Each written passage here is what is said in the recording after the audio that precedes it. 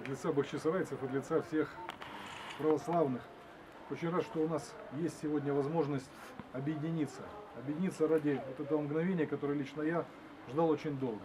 В 2006 году из-за нашего невежества, это каждый, я думаю, может сказать это внутрь себя, взглянув очень глубоко. Но пока я говорю за себя и тех, кто был здесь и стоял против многих из вас в другом, скажем так, лагере.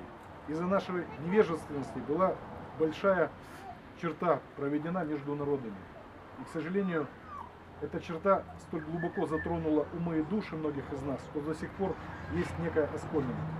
Нам нужно было лучше учиться в школе и лучше смотреть на старые исторические фотографии, которые нам с вами, Амир-Али, когда мы были депутатами, показывал Евгений Петров, директор Ханского дворца. И уже тогда мы, те, кто не понимал до этого, какую ошибку мы совершали все эти годы, приходя сюда и оскверняя это священное место, как и приходя в кинотеатр «Старт», где была мечеть, как и приходя в кинотеатр «Украина», где была церковь.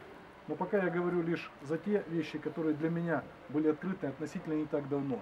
Я знаю, что мои дети, мои близкие и мое поколение, тем, кому сегодня 40 и чуть больше, уже никогда, пройдя мимо этих мест, не скажут просто так. А здесь кто-то был неправ, русские или татары, мусульмане или христиане. Здесь священное место, потому что здесь лежат люди.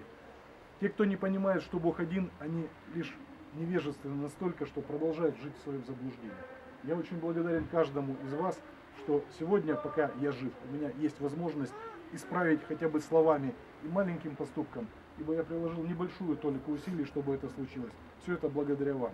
Особенная благодарность, Рустем, тебе, твоей семье, близким, Рустем, и организации Крым-Берлиги. Без вас в том числе. Нам, бахчисарайцам, было бы сложнее это сделать так быстро, как нам это получилось.